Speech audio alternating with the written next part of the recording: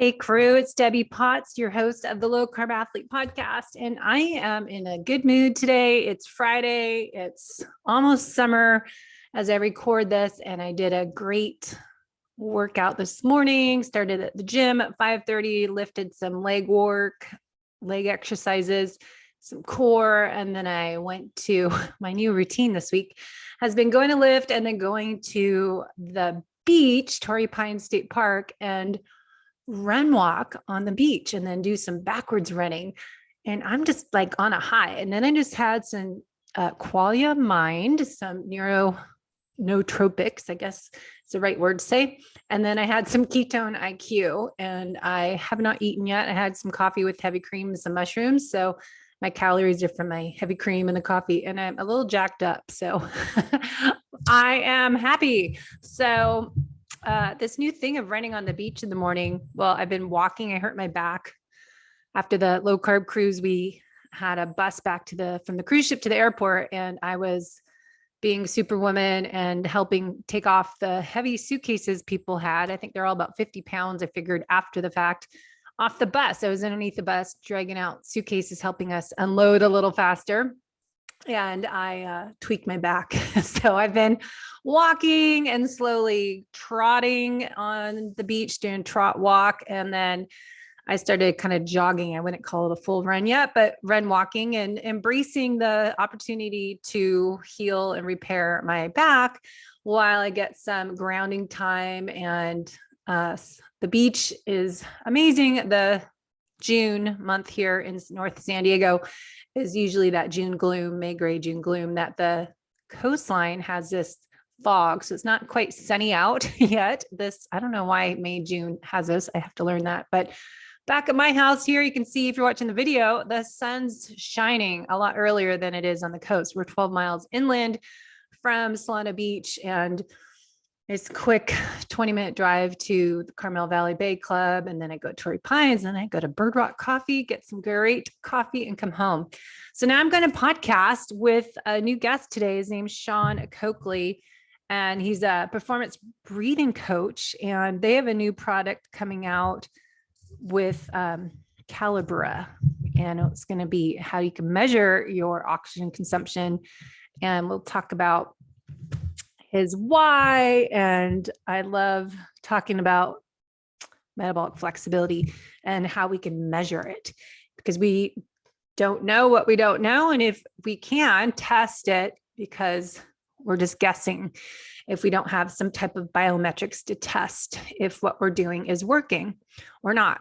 That reminds me, I have a new client special for the podcast listeners that I have had more of you coming to take advantage of. It's a great way to test and assess if what you're doing right now is working for you. And if not, let's figure out what we can tweak, adjust, course correct. So what I do is look at what you're doing for nutrition and exercise, doing some nutritional therapy assessments, doing what's called NutriQ. It's 309 questions of signs and symptoms related to organs, function, and looking at your health of your liver and your small intestine, large intestine, detoxification, immune system, and of course the HPA axis, adrenals, and mineral balance, hydration, and all of that in this online questionnaire. I give people a 3-day food log with symptoms and looking at how you're feeling in between meals and what you're eating, if it's working for you. Then I kind of start an investigation and put all the pieces of the puzzle together. Let's see what we could do a little differently if it's not working, and give you some feedback. And that is in 2 45-minute coaching calls. So it's really fun. It just helps create some clarity for you, as everything here we talk about is individual.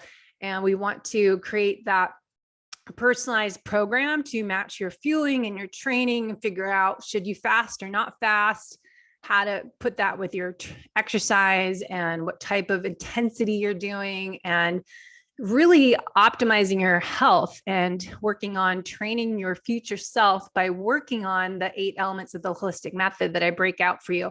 So you probably heard this before, but I call it the holistic method. It's nutrition, exercise, sleep, stress, movement, digestion and gut health, hydration, and happiness, play, gratitude, laughter, all so important. And you and I put that together and figure out what are some like your priorities, what are your action items, what's like the main one thing you can implement now into your life that ideally doesn't cost money. So that's what I'm doing for clients and helping them get started. And then of course I offer different courses or courses packages that are kind of a full VIP comprehensive that we work one-on-one for 6 months or longer and look at everything. And, a big part of all this health building and really working on performing your best in your sports this season, if you're racing, training for some big event, but also, are you doing everything you can do now to improve who you're going to be 20, 30, 40 years from now? So looking at when you're 70, 80, 90 years old, how do you want to be living your life and start creating that image and figuring out how you're going to get there. So I'll try to bring on different guests on the show to help us get some clarity on if we're doing the right thing for our future self now. So I know a lot of us focus on racing and being in the present, but let's also make sure we're not damaging ourselves like I did. I haven't raced Ironman since 2012. Ironman Hawaii was my last full Ironman, and I don't see myself doing it again. Plus I lost my mojo drive to do that to myself again. But, racing, I'm here to help you fuel train, perform your best for your upcoming races, but keeping in mind how to do this without damaging yourself, burning yourself out, breaking yourself down. That's going to impact your future self. So Sean and I are going to talk about breath work and how we can figure out how to measure our oxygen and our Q value, and using this information to figure out, are we burning fat or are we burning carbs? What's called the respiratory exchange ratio or respiratory quotient that we look at when we're doing testing, ideally on metabolic testing cart. What am I burning? What fuel at rest? And then look at a test that you're exercising, say on a treadmill or on a bike. How hard can you go and still burn fat?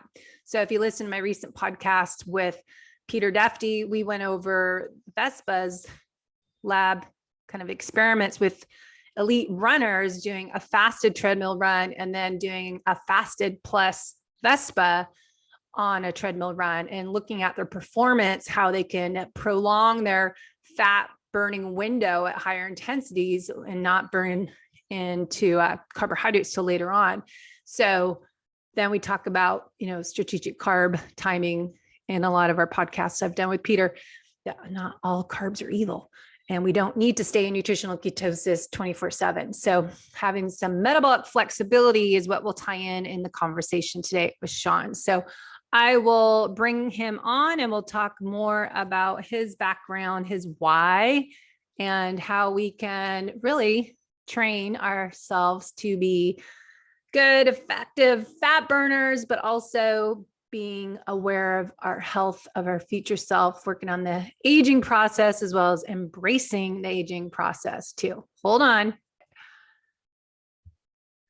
All right, I've got Sean Coakley on the show today to dive in breath work and fat burning and how to improve performance and longevity. So thanks for coming on today to talk to our athletes of all levels. So always are looking for getting an edge on performance, but I keep trying to tell them as well to work on training your future self, how to, do what you do now to work on improving you 30, 40 years from now, or when you're 70, 80, 90 years old. So important. So thanks, Sean. It is. Yeah, of course. Glad to be here. Super stoked to talk to you about this stuff. Yeah, we've had this podcast somehow for 10 years. It used to be called Fit, Fat, Fast when John Smith and I started it. And we talked about all the time about metabolic efficiency. I started metabolic efficiency testing people in 2005 and kind of were ahead of the times, as you're talking about breath work just now, how, you've been doing this for a long time before it was cool. Kind of same with us. We were talking about, eating more fat to burn fat and how you train to burn more fat. And now it's like everyone knows about it. So let's kind of just kind of share about who you are briefly and what is, your why, what's your drive and passion and purpose. Yeah, sure. Happy to. So I'll give the brief bio. I have a long extended one that could go on forever. So Long story short, when I was a kid, I was a competitive athlete. I worked my way up the ranks in the 80s and 90s, if you will, of competitive soccer. And I became a full scholarship athlete, Division I soccer player. Made it all the way through to about my junior year and had a bad injury to my ankle, which left me leaving my scholarship behind and kind of dropping out of school because I was not prepared for anything else in life other than the thoughts of being a pro soccer player.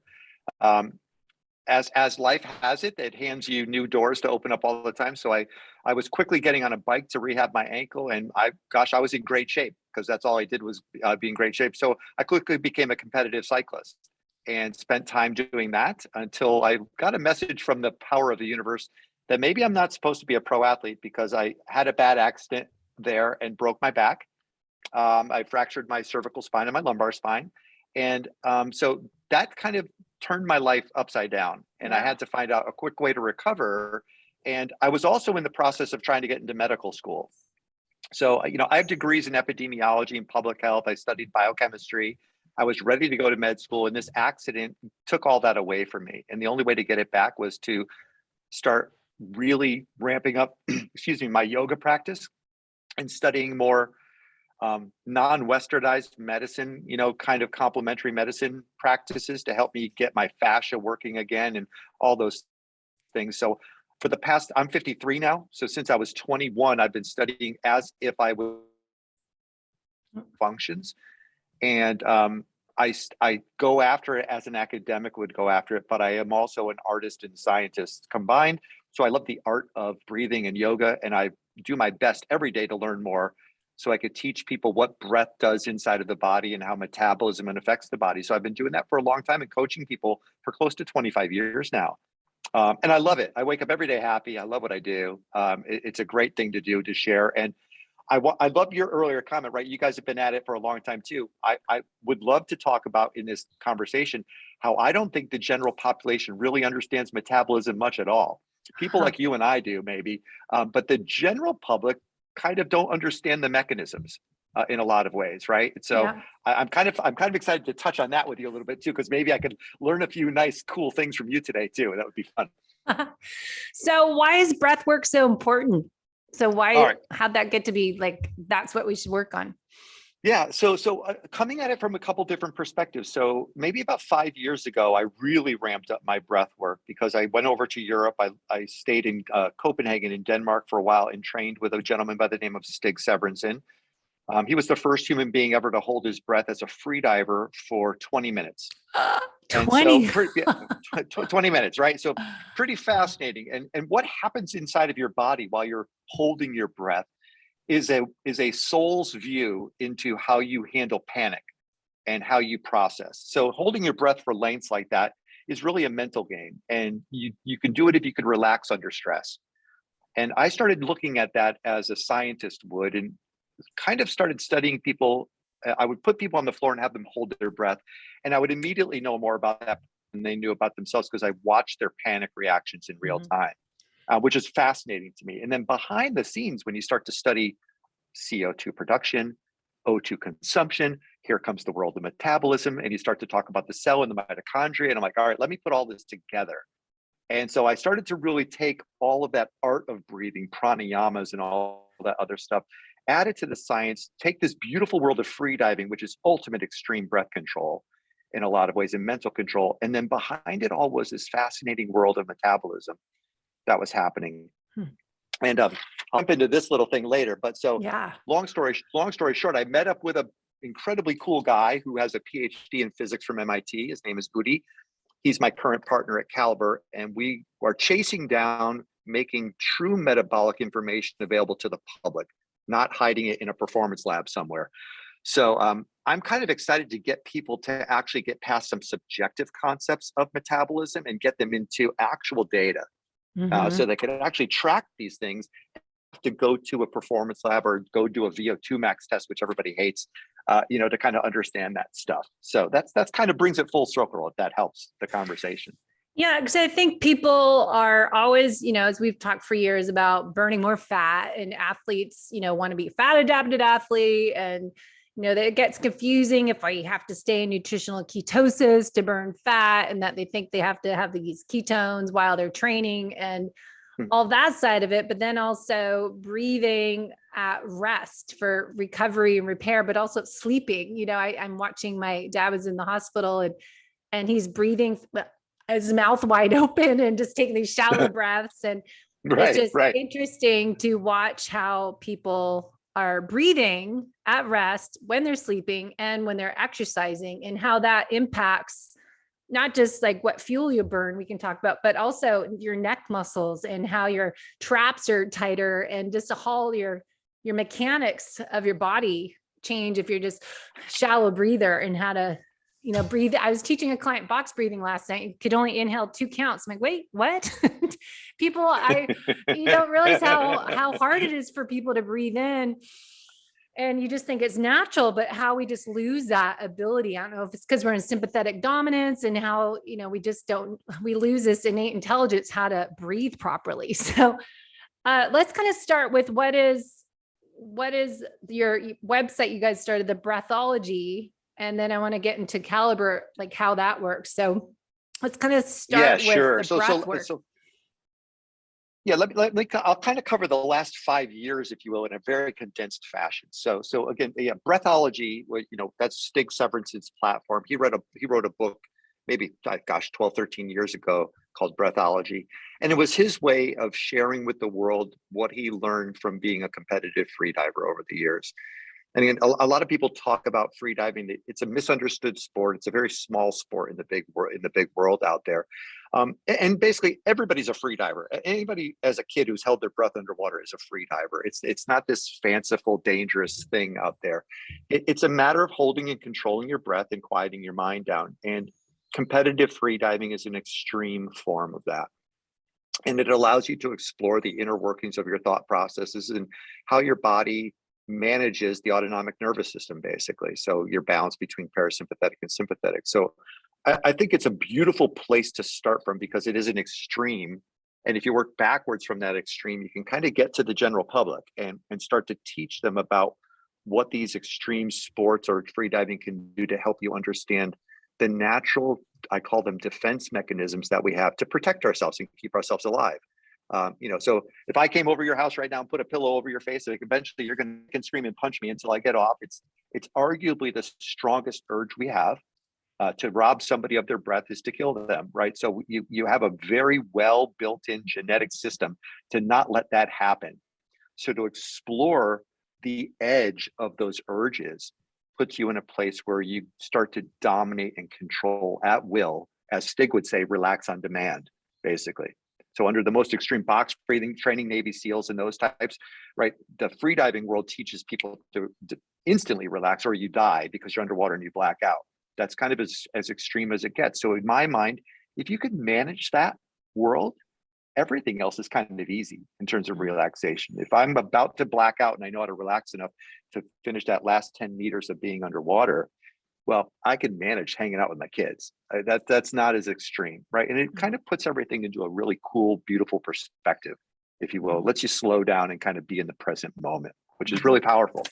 Yeah. So is that like a hermetic stressor you're talking about? Like just a short dose of stress, like not being able to breathe underwater is a panic, or if someone's smothering you with a pillow over your face. So that's a short stress, but then you're like, you could take a breath and start breathing and recover.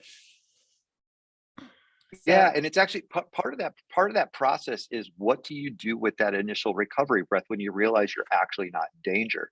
So literally being able to instantly relax on that first exhale is something that becomes really important, not just for freedivers, but for the world in general. So I'm sure you know this, and maybe your audience knows some of this, but the exhale is connected to parasympathetic and the inhale is connected to sympathetic generically. I like to get people to the point where they believe that both are parasympathetic, and it's really our mental input that makes the inhale sympathetic. It doesn't have to be sympathetic, but that's the kind of the miseducation of what breathing is in the big old world out there. So I hopefully people can start to understand that if you put yourself in a place of instant relaxation, the inhale does not have to be a stimulant that drives adrenaline or cortisol output. It does not have to be that. in a pure sympathetic reaction, it becomes that. In a true fight or flight situation, it becomes but it does not have to be your day to day. So you start to manage your endocrine system a little bit better, and you start to manage that output, that endocrine output a little bit better, and it gives you better control. And as an athlete, one of the things I teach some of the guys in the Tour de France and stuff like that is, when do you want to turn the turbo on? If you're doing a 200-kilometer race, do you really want to be stimulated the entire 200K? You can't survive that. That's when you hit the wall. You only want to be able to control turning that turbo, if you will, on, that adrenaline push on demand when you need it, under rational control. So you don't lose your rational strategy that your coach or your director sport chief gave you for the race, right? So it's all about the rational versus irrational athletic mind for me in a lot of ways. And breath is a real strong window into which you're in at the moment. And if you learn to control that, the guy next to you with the bigger VO2 max has a good chance of losing the rest of the race if he was irrational during the race and you worked. You might have a smaller VO2 max, but you'll get the gold medal. That's the ultimate goal. So a few thoughts. That's a lot, I know. Well, no, I was just thinking it's, put that with Wim Hof breathing has gotten to be popular. That's what we would do in the morning, kind of wake up alert, but that would kind of be a sympathetic alert. Are you there? I think I saw the recording stop. There you go. Okay, cool. Yeah, I got you. All right. Sorry, Wi-Fi No, issues. it's okay. So the Wim Hof breathing people use often in the morning, kind of in cold therapy, plunge pools to get, because that's more sympathetic, like to survive and to deal with that. As Wim Hof more sympathetic breath work. And then there's box breathing, or like there's different styles of breath work to help calm us down in a stressful situation, or when I'm trying to fall asleep or wake up middle of the night, I need to calm down. So when is it appropriate to do calming breathing and like a day in our workouts in the morning to wake up, in a workout, and when we're trying to calm stressed out at nighttime or something? Yeah, sure. I mean, so there's kind of like this natural circadian rhythm to the day, right? And I work with professional triathletes who are probably some of the most high-strung athletes I work with. I would say I don't want to insult anybody, but it's a lifestyle, right? That's all up all day long, and they rarely go into reset mode or build on their resting cycles. So that's a difficult thing. So in the big wide world of breathing styles, a Tumo breathing or Wim Hof style breathing, I think, is a really great way to get the body prepared for an event or to kickstart the body. And even though it is a highly sympathetic event and it's challenging, in reality, it also is similar to freediving. It's teaching you how to explore getting back to your parasympathetic after that event. That's a big part of it. So the stimulant component of it, I think, is fantastic. I don't prescribe, for example, Wim Hof or Tumo breathing to an 85-year-old cancer patient. I just don't do it. All right. I think it's somewhat maybe inappropriate for that person. But it's really having the right tool at the right time and being able to utilize the breath. So as soon as you're off recovery, if you're prepping for a morning training session, you wake up with Tumo breathing to get the engine running and really get you ramped up and get a little bit of adrenaline in the blood and raise your heart rate. And so you get your mental acuity, you get sharp, right? You're really tuned into the moment, because that tingly sensation, that whole thing makes you pay attention to almost nothing else. So it's a really great way to hone in on things and get sharp. That's wonderful, like in the morning. And then you go out and do a high intensity workout. The first thing you should be doing after your high intensity workout is, I won't get into the, therapy and all that other stuff. I'll focus on breathing. Is immediately, if you haven't already been doing this throughout your training, is breathing through your nose and going to a 1-to-2 ratio of breathing. So it's double the length on your exhale. That should be something you're doing immediately after you're done with hard work. So you can get into the parasympathetic, set your body up for recovery and resiliency right away. So we could keep it that simple, where it's sympathetic hyperventilation style breathing, or other types of like Tumo breathing, they call it.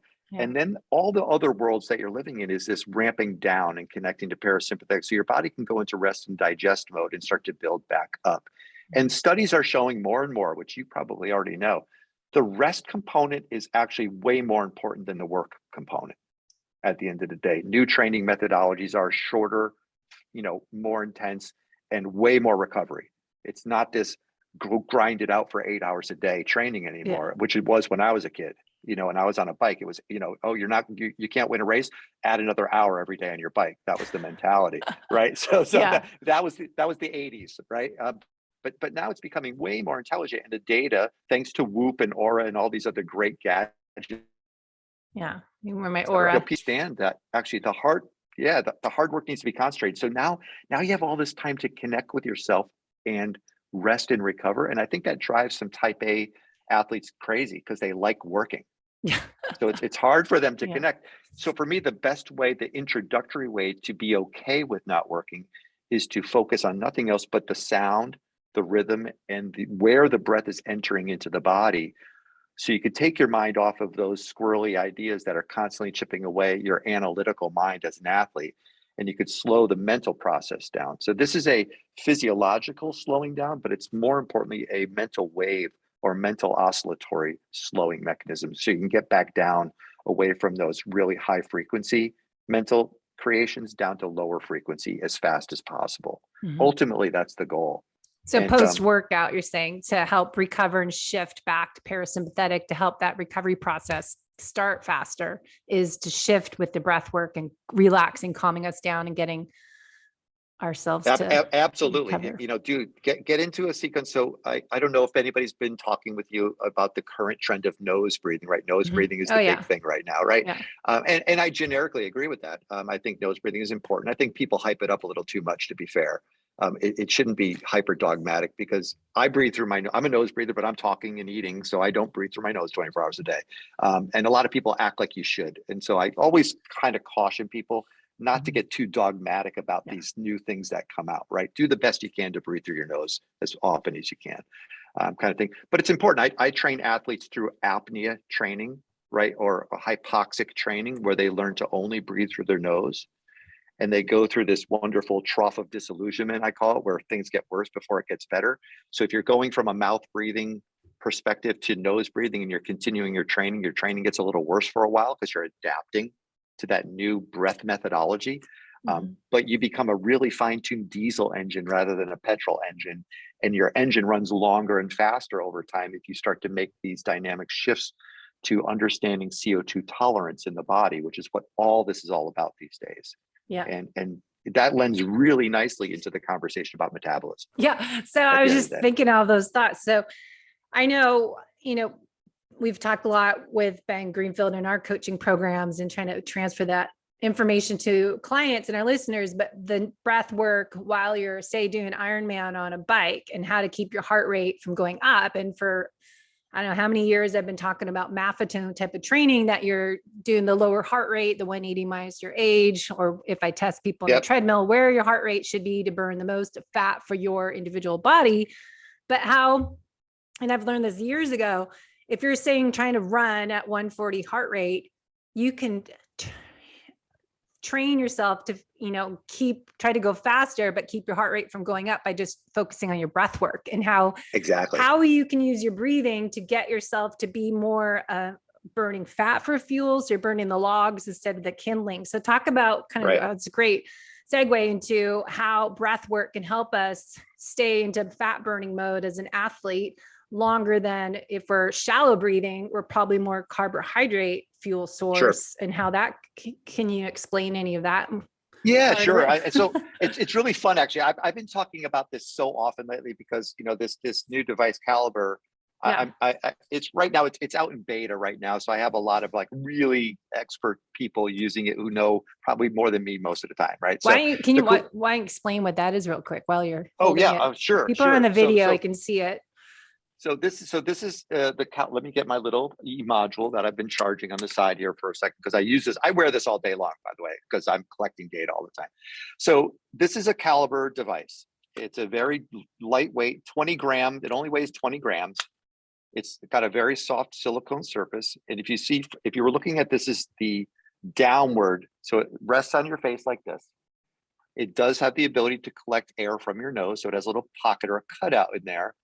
And obviously I could breathe through my mouth into this space. Now, my partner, Udi, who's the lovely physicist who knows a lot more than most people, actually painstakingly designed this. Although this looks simple, there's hexagonal shaped holes in the mask. There's the placement of the holes, the size of the holes, incredibly important when it comes down to measuring volumes and understanding respiratory exchange rates. You have to have the air move in a sequential way, in an understood way. So the sensors inside of this little device can capture it. So inside of this is where all the little magic happens. Inside there's an O2 and CO2 sensor. There's a couple environmental sensors in here.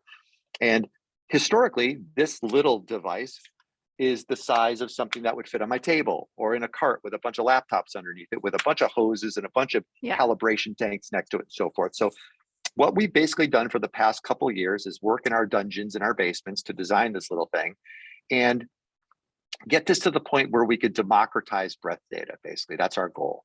We want everybody in the world to understand what their breath provides in terms of biometric capacities, and not have it in a $50,000 machine that you only get in a lab or in a hospital, right? So once you start digging into this and people start wearing this and they start to see things like their RER, the respiratory exchange rate, and they understand that breath calorimetry, which is the gold standard for measuring calories, which has been around for a long, long time, decades, not something new.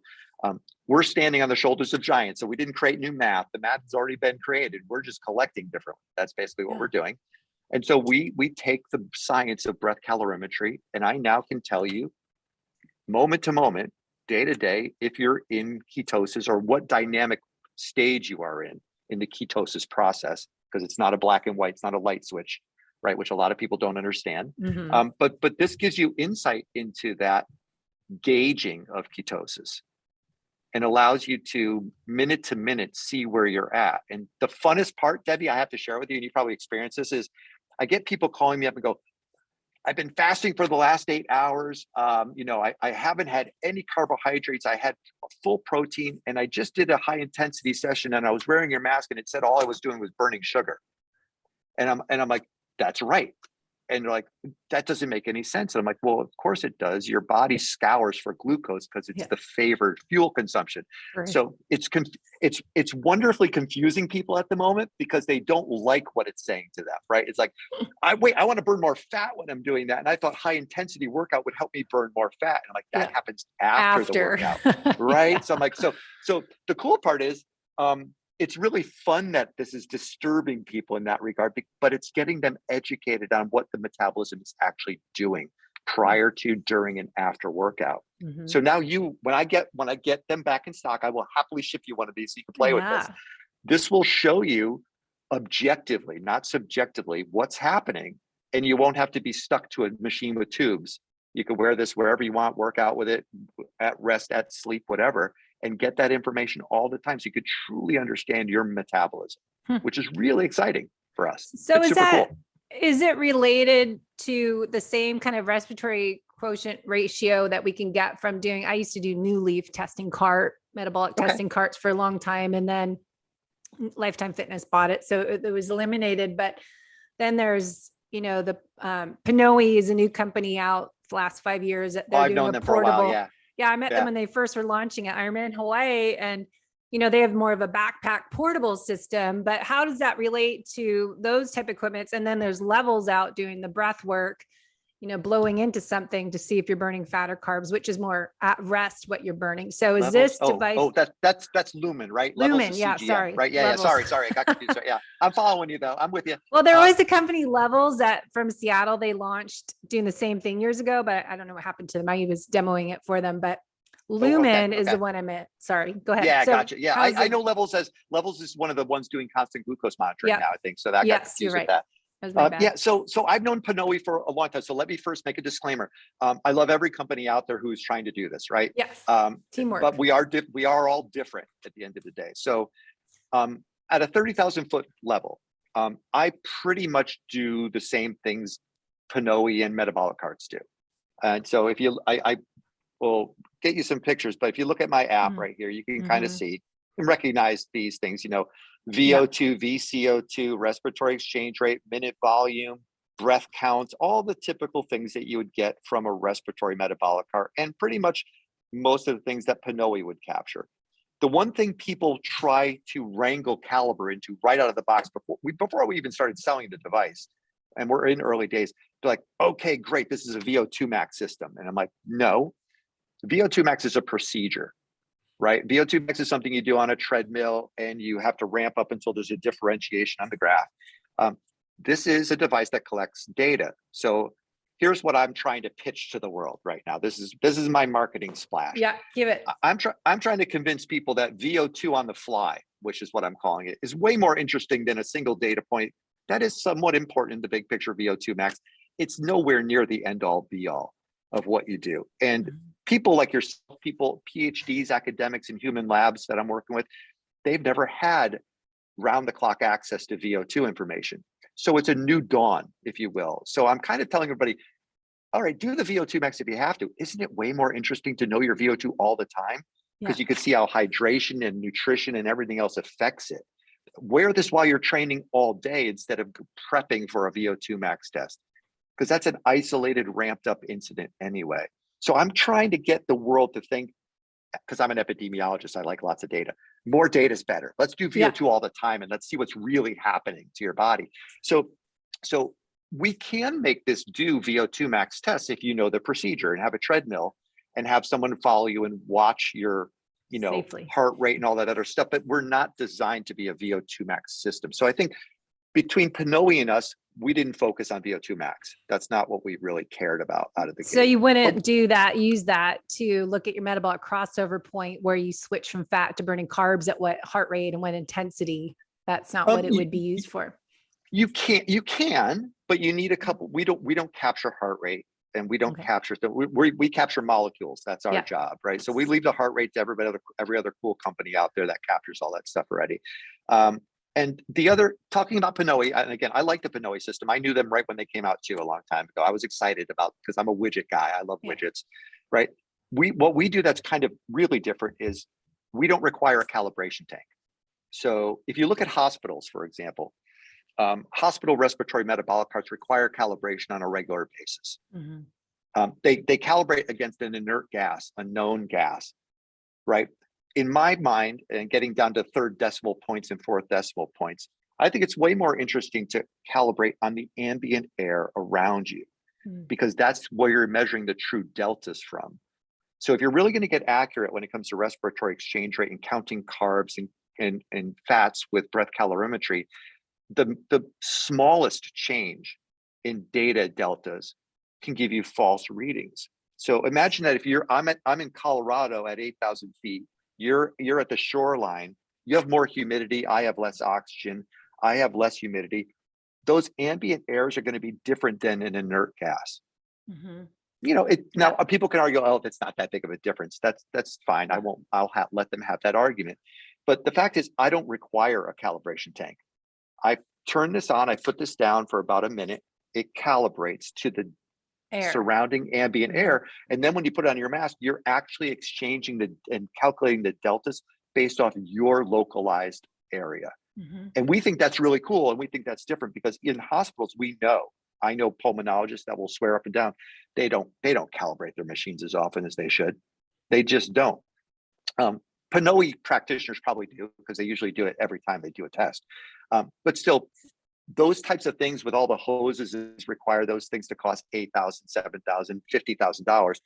We're selling this for $300. Because we got rid of all the equipment. And people question our accuracy all the time. Our sensor partners are German and Swiss sensor creators. I'm not going to tell you who they are, but they work with us very closely. They are medical grade, best sensors in the world. And so we're not sourcing stuff from China or Alibaba and hoping that they work. My partner is an expert in the world of sensors and air quality.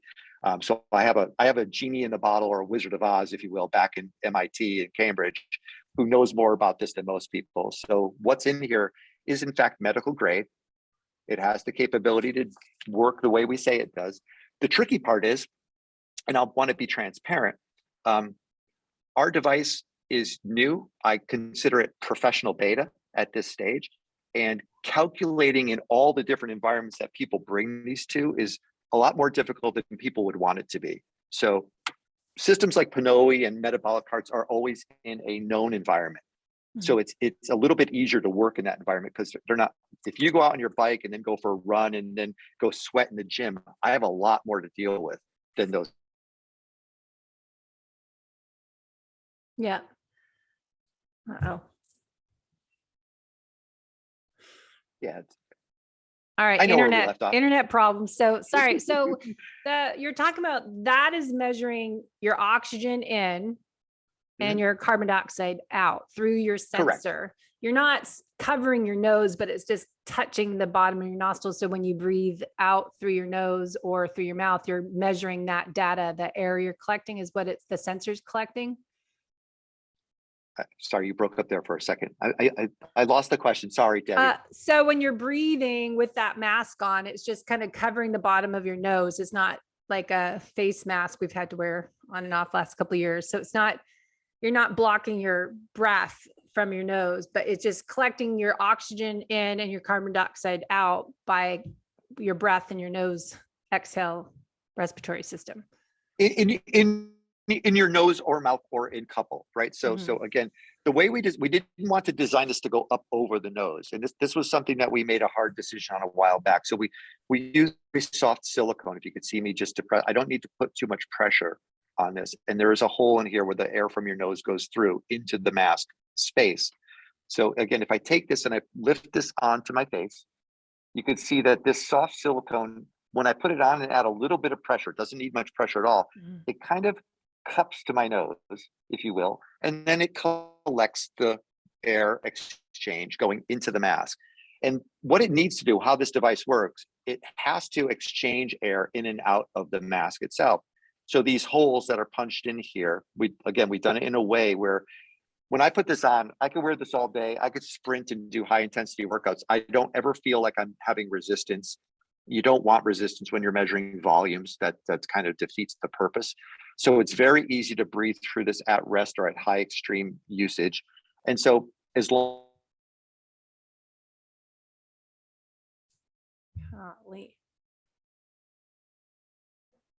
Sorry, everyone. The internet seems to be going in and out at my house today.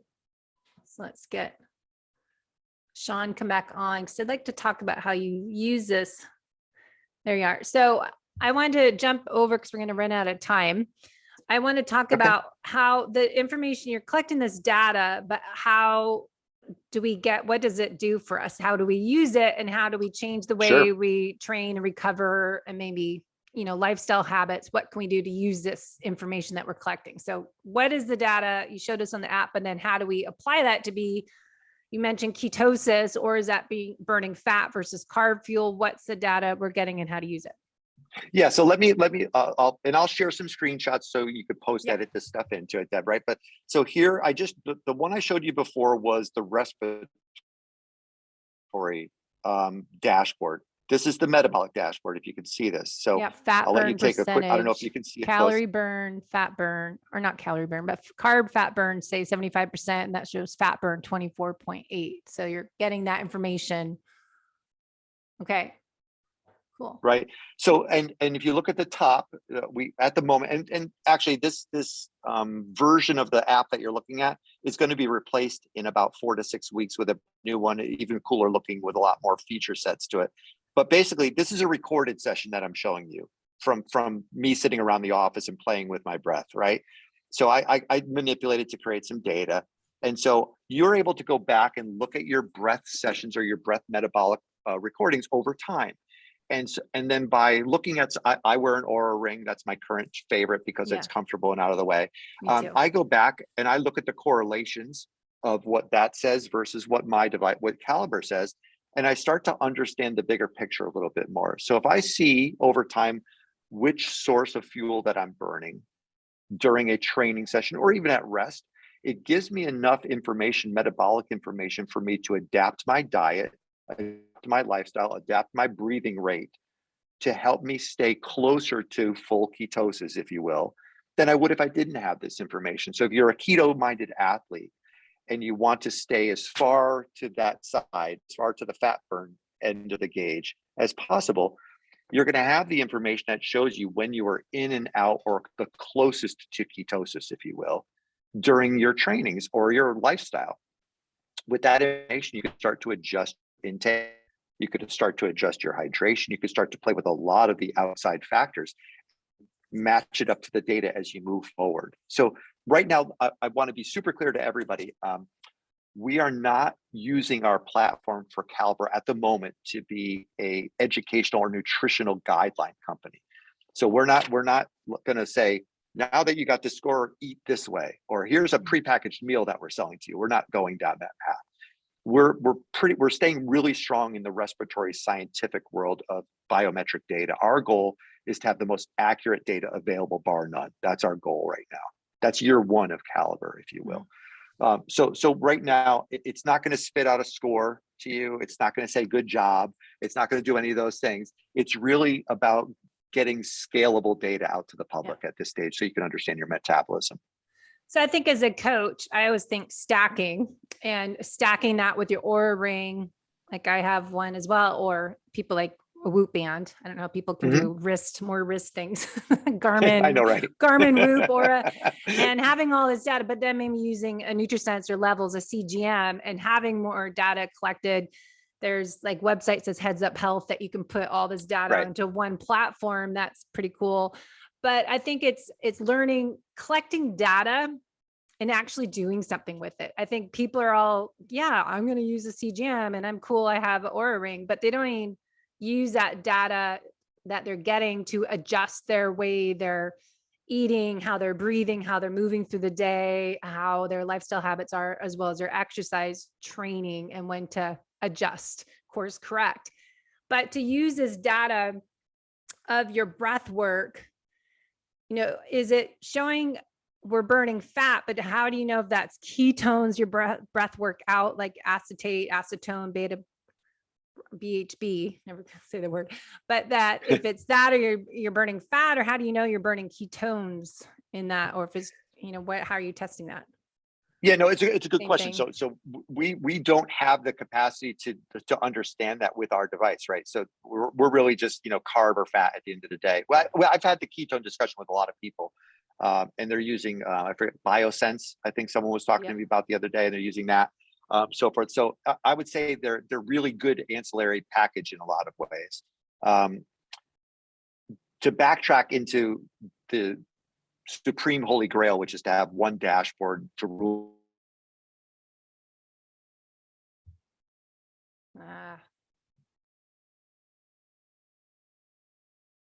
It's a Heads Up Health.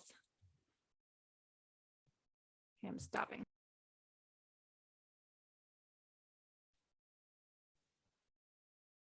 Okay, go for it. So Holy Grail platforms. Okay. You're on. Yeah. So like, I'm sure you might be like me. I don't want to ever suggest that because you might not take that as a compliment. I would love a Holy Grail dashboard that pulls everything together, right? I want my Calibre data with every other data point that I have next to each other so I can start to understand myself better. Yeah. So what I can say about that is in our first edition of our software behind the scenes, it was only on the phone. As we come to market now, we're making it available in the cloud so you can start to see it on your laptop or other functionality. And we've built an open API integration. So I'm already talking to some of the coaching platforms. I'm even talking to Strava and other companies like that, where hopefully we can pull our data into every other functional dashboard out there, or we could pull their information into ours. So Apple Health and all those other things. So my job and my team's job at Calibre over the next couple months will be to start working on those integrations. So we can start to allow people like you to see our data directly side by side with data like Oura and Whoop and stuff like that. And so we've already had some of those talks behind the scenes, and hopefully, I think we're pretty friendly with most of the companies out there that collect data currently because we do something they don't do. So we're not seen as a competitor. So Whoop doesn't necessarily see us as a competitor. Oura doesn't see us as a competitor. In fact, we should be best friends because we do something different than they do. And if we combine this together, it would be really cool at the end of the day. So that's one of our goals. And it might even be a business goal behind the scenes, right? To partner up with those companies to get this data available to people and get people more educated into the life of what this data means. Well, I think like Training Peaks, I like using for athletes when I'm coaching them because I coach what I call the holistic method. I'm coaching their nutrition, exercise, sleep, stress management, movement throughout the day, their digestion and gut health, hydration, and happiness, but breathing is a part of that, and the stress management Of course. part, breath work and sleep. And so taking this, having some platform as a Training Peaks biometrics on there to track everything to really improve athletic performance, but also, as we said earlier, working on training your future self, how you're going to be living life when you're 89 years old. Yeah. And it really comes down to, for me, I have a similar coaching methodology as you do, Debbie. To me, it's really habits in people at the end of the day. That's what I'm really doing. Mm-hmm. And so for people like you and I who get excited about this, if I could see remotely how my clients are breathing, because this will have a remote dashboard for coaches eventually. We're working on that now, which would be really cool. You'll get to see if your client is a shallow breather when you don't see them face to face, or if they're in a constant state, lightweight hyperventilation, which is working against everything you're teaching them to do. So when it comes to coaching accountability and visibility, those are huge for people like you and I, really synced into our clients. Yeah. Now we have the ability to validate their dirty little secrets behind the scenes, because you can have them wear this a little every once in a while, and you'll be able to virtually see that data and understand the states that they put themselves into. And breathing, like everything else, is a habit. We can retrain and entrain people through neuroplasticity to have a new breathing habit. But that takes more than a day or two. It takes 30 days to 60 days of constant vigilance to create that new habit. This enables us to see that habitual breathing pattern in our clients, and allows us to, if we start there, all the rest of the things kind of start to fall in place, because now we have control over the nervous system, which is always the place we need to start. So I think it's fascinating that we are frozen. So I think can't hide from us anymore. If you could measure heart rate variability in that too, like with our Aura ring, would you? Because I always love looking at the LF, low frequency and high frequency, to measure the strength, the resiliency of sympathetic and parasympathetic heart rate variability score. Because my background is as an athlete is chronic stress, adrenal exhaustion, air quotes, type of HPA axis. But I did all these tests for Sweet Beat Life after I got my, whatever you want to call HPA axis dysfunction, adrenal exhaustion in 2013. That it was really looking at for, we're saying the type A driven, ambitious, overachieving, high charging athlete or non-athlete, doesn't even matter. And how we can use this data to realize, look at your heart rate variability score, but how you can change that by looking at this breath work, measuring, am I burning fat or carbohydrates? It'd be interesting to correlate that data together, see if I change my breathing at rest, when I'm walking, when I'm biking, when I'm sleeping, when I'm doing yoga, yin yoga at night, how can I turn on that fat burning, and how that can improve my ability to get a stronger, resilient heart rate variability score, and kind of putting that together. And then even blood sugar, is that stabilizing my blood sugar? Because I noticed with stress, when I was wearing mine on and off the last year, CGM, NutriSense, my blood sugar would go up, not just from food, but from driving in traffic or something that's stressful. So trying to teach people how to respond to stress with the breath work. It would be interesting, those 3 different modalities, get that biometrics of your breath work and how that can tie together. That's kind of the holy grail aspect of what we're looking for, right? Like in my world, I've known heart math for a long time. I've been studying HRV forever and stuff, and it's kind of cool that it's trendy. It's almost not trendy for the adopters. It's done and baked.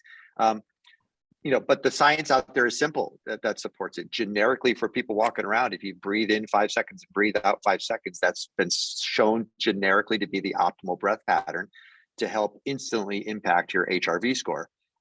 Most people don't pay attention or count their breath throughout the day. It's an unknown habit, and everybody takes their breathing for granted. When you see your breathing on a screen and you see your breath count, and you can go back and go, oh my gosh, I was breathing 12 breaths a second. I was 12 breaths a minute, 20 breaths a minute. Of course, your HRV score is going to be bad if that's your rate. But nobody except me and a few of my friends walks around knowing their every breath that they take. They don't pay attention to it because it's something that they consider, I'm good at it because I've been doing it my whole life. Right? So they don't really give it the respect that it deserves. So even from a simple breath count perspective, the insight people get from knowing how many breaths they take per minute is phenomenal. That can change their lives, just knowing your breath count. A lot of these other things are benefits that happen from managing your breath count over time. And if you want to change your HRV, if you have a whoop or an or, you want to change your HRV, start breathing 5 seconds in, 5 seconds out through your nose. You will see a change in your HRV. It doesn't take very long. So my mind's wandering all over the place. So if you are struggling to burn fat, and you air quote again, doing all the right things, and this could help you figure out more clues. So as I call myself a health investigator, we investigate what are some imbalances, areas of opportunity that we can improve. Maybe we need to look at how you're breathing, and how your breathing at rest and during exercise can impact your ability to burn fat, which can impact your ability to lose weight. And even if that relates to insulin resistance. Yeah. And so there is no validated studies on that yet, right? That's one of our issues, right? This is a new frontier in a lot of ways, and because there's so many ancillary mechanisms that compound against each other that it's kind of hard to understand. And I don't want to sound like I understand that picture completely either. I'm like you, I'm studying every day, looking for the answers. I think this is a wonderful piece of the puzzle that's been missing. That's the nicest and simplest way I'll say it. And so I've been using my Calibre now for about 7 months behind the scenes. I've discovered correlations that I couldn't have discovered. And I look back on my sleep data, my hydration, my caloric intake, the type of calories I'm taking in, and I match it up against this, and I found interesting patterns, and I found interesting habits. And I've been able to quickly change those habits. But this was a definitively missing piece, because I had to base almost everything else off of what I weighed on a scale, which really doesn't matter at the end of the day. It has nothing to do with metabolism. And I had to start seeing what sugar consumption did to me on a day-to-day basis. So if I'm burning carbs the majority of my day, and that reflects my anxiety state, which limits my ability to rest, which limits my ability to become resilient and recover, which makes me go back to a potential bad fueling habit. So I go and binge on something because I, stress eat or something like that. It's all compounding, and all of it was guesswork before. So what I really love about this is there's no place to hide. And I could share a quick story, just really quick here, and I can't name the team, but there's a well-known professional basketball team that I talk to. And by contract, those athletes are required to keep a 10% body fat by contract. And the player adoption rate to do things like VO2 max testing is nil. They hate it. They won't show up. They have full-time nutritional staff taking care of them. Now, what do we know for certain? Behind the scenes, these guys sneak a Snickers bar every once in a while. They do all these other things that breaks the curve. And so the head of strength and conditioning at that team loves these, because if you put this on somebody 5 minutes later, you'll know if they had that Snickers. You'll know if they're no longer burning fat. And so it helps. Little gap again. Darn it. So it's measuring the fat or the carbs so you can get this instantaneously. Yeah. So you're getting the clues though from that live time and collecting that data, so you can just see how food impacts your metabolism. Correct. And I'm gonna go out on a limb here, and I'm sure people will challenge me, but I love a good challenge. This is the most accurate way to count calories, bar none. Everything else takes an algorithmic guess. Now some of them aren't bad at guessing. And I won't name names because I don't want to get in an argument with anybody. But if you don't collect molecules, the only way to understand what's being burned is through CO2 O2 exchange. That is the way you know. That's how metabolism works. So an Apple Watch can tell me my calories. God bless you, Apple Watch, for guessing at my calories, right? It's a guess at the end of the day. And it might be an educated guess, but we like the fact that we're actually capturing the data points that actually truly represent metabolism. That's where we that's our business. Like we're those geeky guys who said, we're going to chase down the molecules instead of a diode shooting into your skin. And we're going to go for it. And so what I personally think is interesting right now, Debbie, is matching my data through Calibre up through a constant glucose monitoring system, because they are different. And The thing people need to understand in our instant satisfaction consumption of data mode is that molecular exchange and constant glucose monitoring via the blood is not as instantaneously knowable as a heartbeat. So Apple Watch can do a great job telling you moment to moment, second to second change of your heart rate. There's lag time in metabolism to collect the information. So if the locomotors are hitting, lactic threshold, it still takes about a good 30, 40 seconds for that to hit the lungs, to come out as CO2 and to hit my device. Yeah. So what I like to say to people is, in that world of instant satisfaction, this type of device, I don't believe it will ever be a true second to second stare at my screen, this is what's happening type of system. It needs some time to collect the data that's coming from the metabolic exchange. Mm-hmm. So what we like to educate people is, this is a system where you can watch what goes on in a lot of the things second to second, like breath count and those types of things. That's true second to second. But metabolism is really something you kind of look back on as after you record. So I don't want to say that's not cool. That's the way your molecules work. Yeah. So there is no instant access to the molecule next to a mitochondria that just got exported. I don't have that. Yeah. Nobody does. Huh. And same with constant glucose. You have to, your blood, by the time the waste products and metabolic products go out to be measured, there's been a time lag.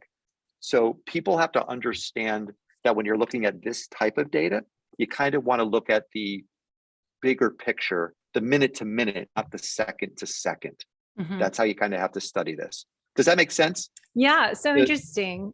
I think, I only have a minute left because I've got to wrap this up, but I wanted to maybe do a follow-up, and I'll test it out and share my experience. But, one thing I want to look at is, if I have a client, for example, I was talking yesterday, doing a MAF, training at say 130, 140 maffetone type of the max aerobic function heart rate training, and they're not getting the results that they want. It'd be great to see, okay, let's see how you are breathing while you're doing that MAF type of bike or run, to see, are you burning what percentage of fat to carbohydrates? And then maybe giving them breath work exercises, how to breathe while they're exercising. That will help improve their ability to burn a higher percentage of fat while they're exercising, or see how high can they move that heart rate pace up, but that they're still burning fat.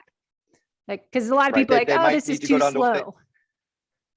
They might need to go down to one. They might actually need to go in the other direction, go down to 130 to be able to burning fat. Right. So it's a really, you bring up a really interesting point. And I think I'd love to work with you to start to play with some of your clients, if you will, and figure that data out.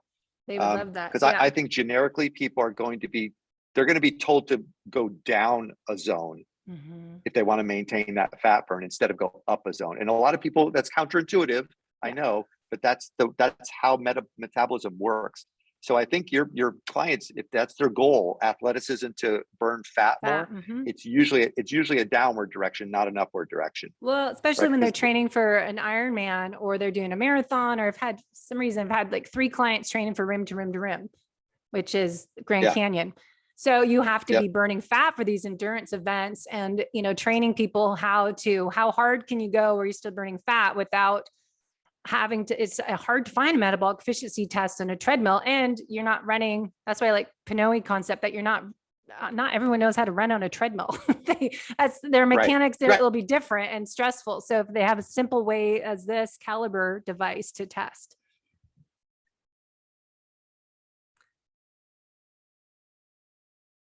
So just let us wrap up. I know you're frozen again. So what are the links to find Sean and learn about the products? Can you give the links of where to find out if they can pre-order or be part of your products? Absolutely. And maybe in round 2 of our conversation, you and I can connect and help each other a little bit. That would be cool. But people can find our website at, a lot of people say Calibre, but it's actually, we pronounce it Calibre. Our website is calibrebio.com. So it's CALIBREBIO.com. We are just launching our social media. So our Instagram handle is Calibre Biometrics, same as our Facebook handle. And we're launching our YouTube channel in the next couple of weeks. We're working diligently behind the scenes on a lot of really interesting videos. Great. And a lot of our work is going to be, like I said, Udi and I and the rest of my small team, we are not going to look to necessarily to become the nutrition experts in this world. We want to work with people like you and everybody else who knows that world really well. And we want to make sure you feel credible with this information and know how to apply it and start to look at how to feed your athletes and yourself. And so we're going to lean on people like you, Debbie, and kind of help ask for your assistance in bringing guidance to this big world of educating people so they can start to become really intelligent about their training. And hopefully you'll appreciate the data we're allowing you to check in on. So that it'll be, I think it could be a lot of fun. It will be. I think, collecting data, testing, not guessing is what we do as health fitness coaches nowadays. So more things that we can help personalize a fitness and nutrition program and health building for clients is really essential to their success as an athlete performing in life and sports. So thanks so much. Let's do a follow-up and we'll chat soon. Thank you. Okay, sounds cool.